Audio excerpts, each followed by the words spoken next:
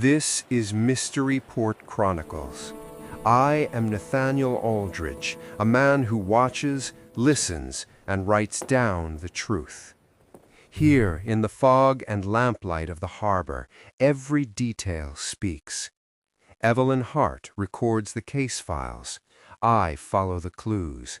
And together, we bring light to places built on shadows. Let us begin. There are few things more civilized than a tea tasting.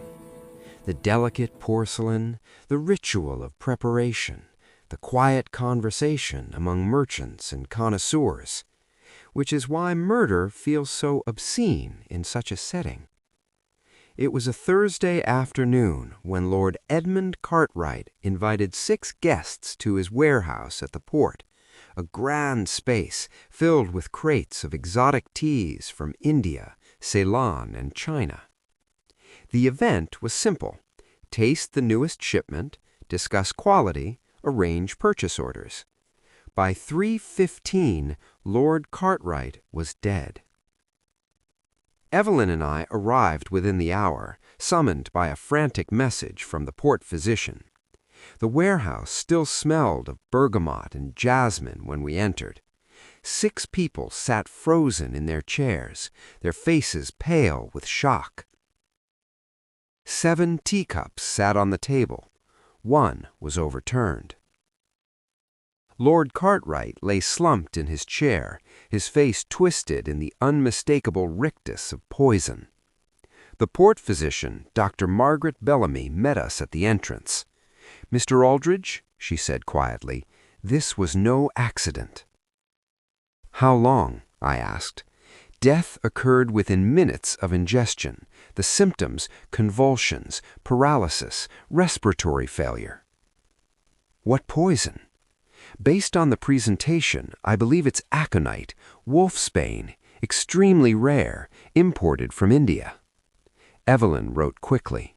7 people, 7 cups, 1 death, same tea." She looked at me. "How does one man die when everyone drank the same thing?" "That," I replied, "is precisely what we need to discover." The guests had not moved since Cartwright's collapse. They sat like statues, waiting for permission to breathe. I studied each of them carefully. Arthur Pemberton, Cartwright's business partner, a nervous man in his 40s, constantly adjusting his spectacles. His hands trembled slightly. Victoria Ashford, a striking woman in her 30s, dressed in expensive silk. She had been Cartwright's companion for the past year. Her eyes were red but dry. Marcus Thorne, a rival tea merchant, broad-shouldered and severe. He sat with his arms crossed, his expression unreadable. Ravi Kapoor, Cartwright's butler and majordomo, originally from Calcutta. He stood rather than sat, his posture impeccable despite the circumstances. Eleanor Cartwright, the victim's niece, a young woman of 23. She stared at her uncle's body with something that looked like relief.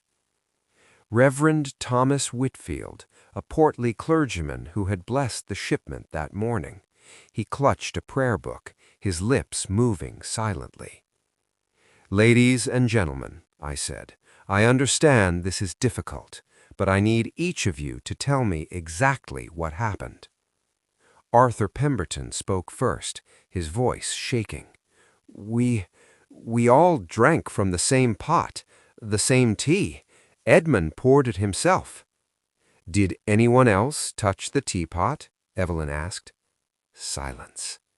Then Ravi Kapoor spoke, his accent precise. "I prepared the service, madam. I brought the pot, the cups, the water, but I did not touch the tea leaves themselves."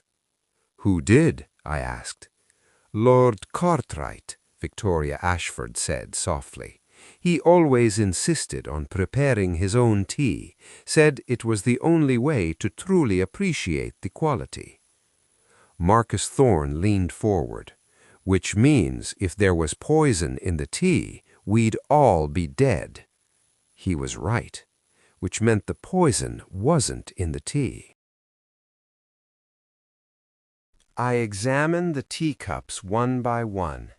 6 were clean, their insides stained only with the light amber of the brew.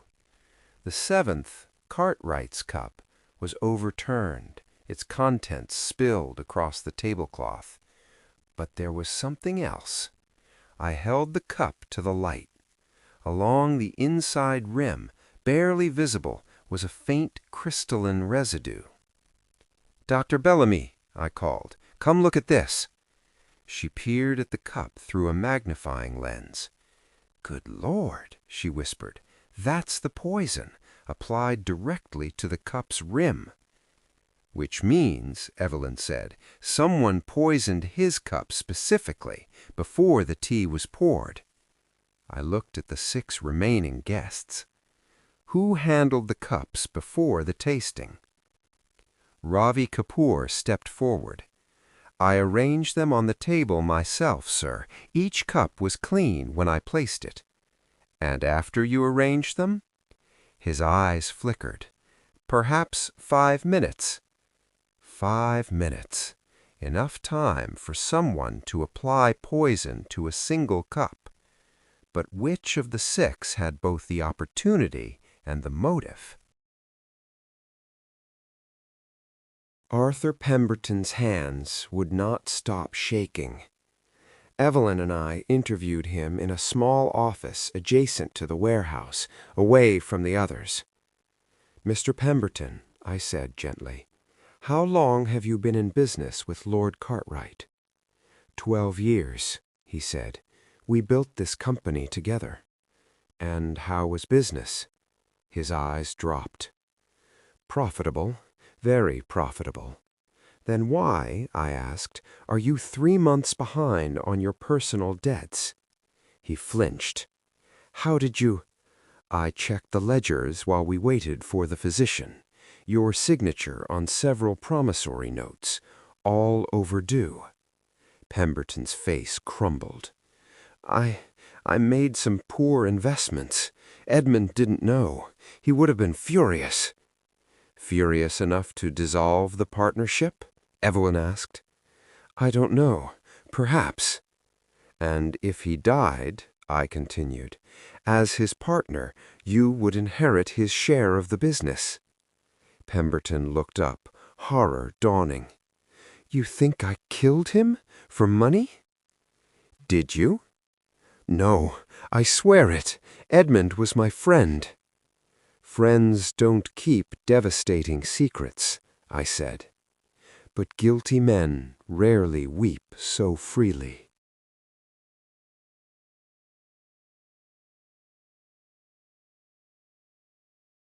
Victoria Ashford was composed when we spoke to her. Too composed. She sat across from us in Cartwright's private study, her posture perfect, her expression carefully neutral. "Miss Ashford," Evelyn began, "how long were you and Lord Cartwright together?" 14 months. "Were you happy?" A pause. "Edmund was generous, attentive." "But?" I prompted. Her mask slipped, just slightly. "But he was also controlling, possessive. He wanted to own me the way he owned his tea shipments." "Did you love him?" Evelyn asked, softly. "I respected him." "Not the same thing." I leaned forward. "Miss Ashford, we found letters in Lord Cartwright's desk, letters addressed to you from a man named Jonathan Mills." Her composure shattered. "He had no right to read those." "They're love letters," I continued, "very passionate ones. Mr. Mills proposes marriage, begs you to leave Cartwright." Victoria's hands clenched. "Edmund found them 3 weeks ago. He threatened to destroy Jonathan's reputation if I didn't end things." "And did you?" Tears finally came. "I tried. Jonathan wouldn't accept it. He said we should run away together, that Edmund couldn't control us both. "Where is Mr. Mills now?" Evelyn asked. "In London. He left 2 days ago." Or so she believed.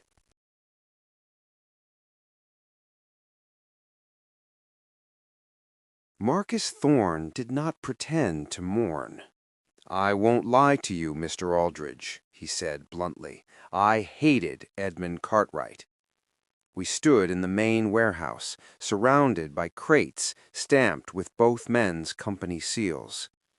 "Why?" I asked. "Because he was a thief." Thorne pulled a document from his coat pocket. 5 years ago, Edmund and I bid on the same exclusive contract, direct import rights from a plantation in Darjeeling.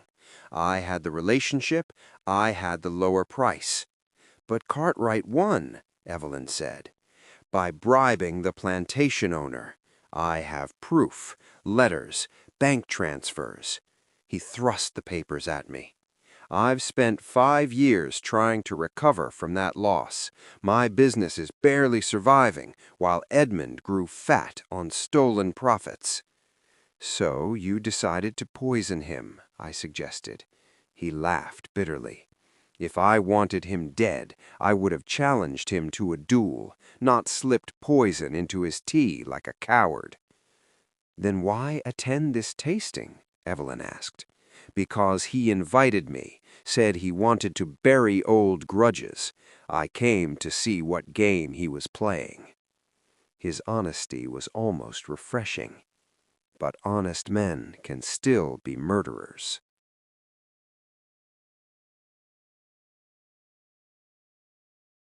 Ravi Kapoor stood in the servants' quarters, packing his belongings into a worn leather case. "Going somewhere, Mr. Kapoor?" I asked from the doorway. He didn't turn. "I have no reason to stay. My employer is dead." "You've been with Lord Cartwright for 8 years," Evelyn said. "Surely you have some loyalty to his memory." "Loyalty?" He turned, his eyes cold. "Lord Cartwright had no concept of loyalty." "Explain," I said. Kapoor set down his case.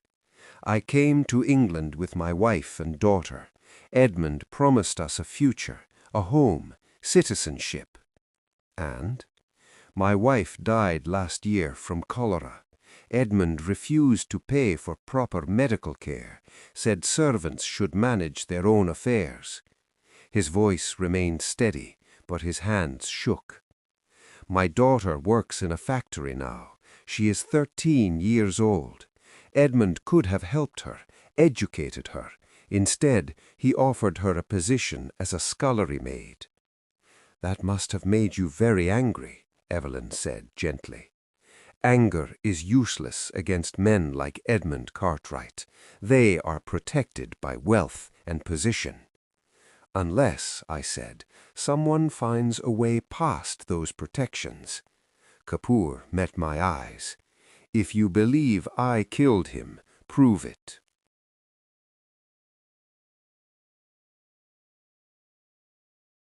Eleanor Cartwright looked younger than her 23 years. She sat in the drawing room of her uncle's townhouse, her hands folded in her lap, her expression carefully blank. "Miss Cartwright," I began, "were you close to your uncle?" "No." The single word hung between us. "May I ask why?" She looked at me directly. "Because my uncle was a cruel man who destroyed my father." Evelyn leaned forward. "How?" "My father was Edmund's younger brother. They owned this business together years ago, but Edmund wanted sole control, so he fabricated evidence of embezzlement, ruined my father's reputation, forced him out." Her voice remained steady, but her eyes burned. "My father died 3 years later, broken, penniless, because of Edmund." "And yet you attended this tasting," I observed. "Because Edmund summoned me, said he wanted to make amends, discuss my inheritance." "Did he mention what that inheritance would be?" She smiled without warmth. Everything. He had no children. I am his only living relative. With his death, I inherit the business, the properties, the fortune. That's quite a motive, I said quietly. Yes, Eleanor agreed. It is. But I didn't need to kill him. The doctor said he had a weak heart. I could simply wait. Unless, Evelyn suggested, you were tired of waiting. Eleanor's smile didn't waver. Prove it.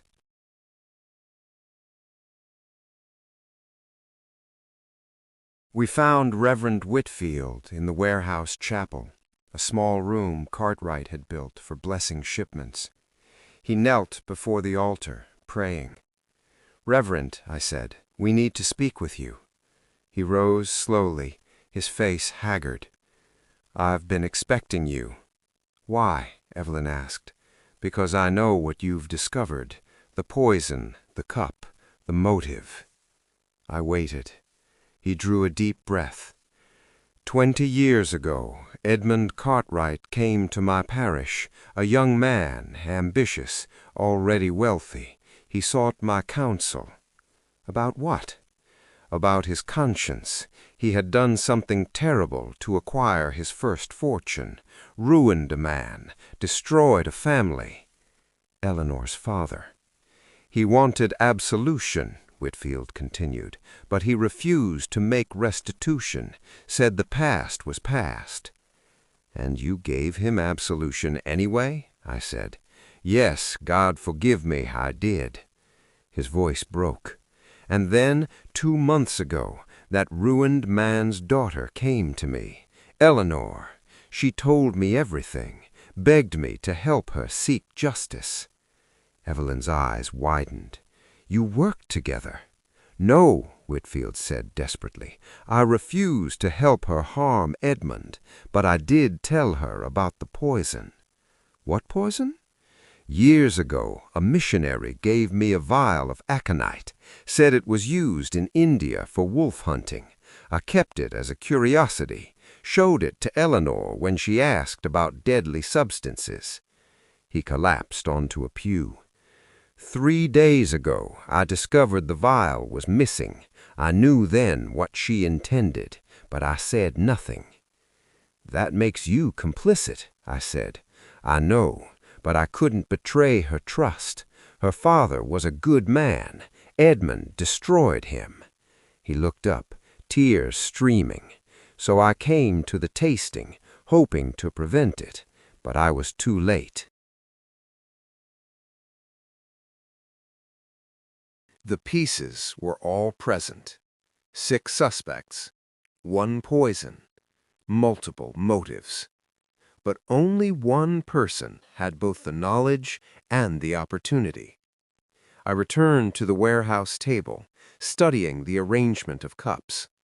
Evelyn stood beside me. "What are you seeing?" she asked. "A mistake," I said. "A tiny one." I picked up Cartwright's cup again, examining the residue. Then I checked the other 6 cups. 5 were identical, plain white porcelain with a simple gold rim. But 1 cup was different. Slightly larger, slightly heavier, with a decorative pattern on the handle. Eleanor's cup. "The cups were supposed to be switched," I said aloud. "Eleanor poisoned her own cup, intending to swap it with her uncle's while Ravi was fetching the water." But something went wrong, Evelyn realized. "Yes, Ravi returned too quickly. She couldn't make the switch, so she improvised." I demonstrated. When Ravi poured the tea, Eleanor reached across the table to pass the sugar bowl to her uncle. In that moment, she brushed against his cup, applied the poison from her ring. I held up the evidence, a delicate signet ring with a hollow compartment. The poison wasn't in the cup from the beginning. It was applied in plain sight, disguised as a polite gesture. Evelyn looked toward the drawing room where Eleanor waited. "She planned to die alongside him," she said softly, "to poison herself and remove suspicion." but she lost her nerve. Or, I said, her conscience intervened. We found Eleanor in the drawing room, staring at her hands. She didn't look up when we entered. "I couldn't do it," she whispered. "I put the poison on his rim, and then I saw his face. He looked old, tired." Tears fell. "For a moment I remembered him before, when I was small, when he gave me sweets and called me his little bird." "Before he destroyed your father." "Yes, but in that moment I hesitated, and by the time I decided to warn him, it was too late." She finally looked at us. "I'm a murderer who couldn't even commit to her own revenge." Evelyn knelt beside her. "You're a grieving daughter who made a terrible choice, but you can still choose how this ends." Eleanor nodded slowly. "I'll confess. Tell them everything." And she did.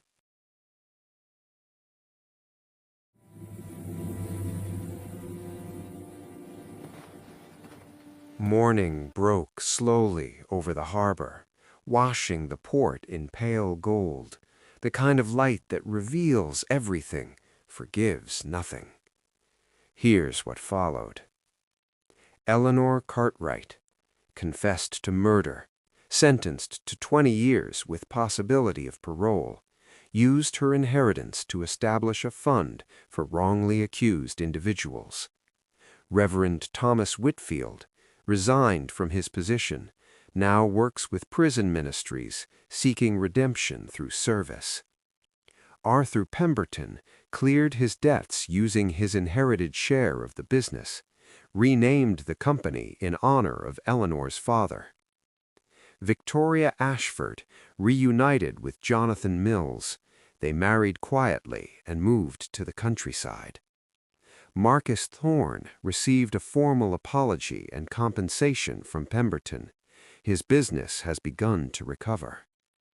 Ravi Kapoor received a substantial settlement from Cartwright's estate, now owns a small tea shop where his daughter helps after school.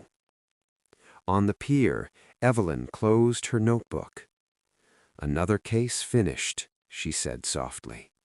I watched the morning light break across the cargo ships. "No," I replied. "Another life irrevocably changed. Justice served, but at what cost?" She looked at me with those steady eyes. "The cost of truth," she said. "It's never cheap."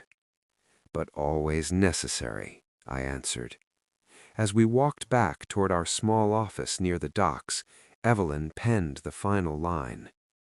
"Case file 006, resolved. But in the fog of Mystery Port, another lantern always waits to be lit."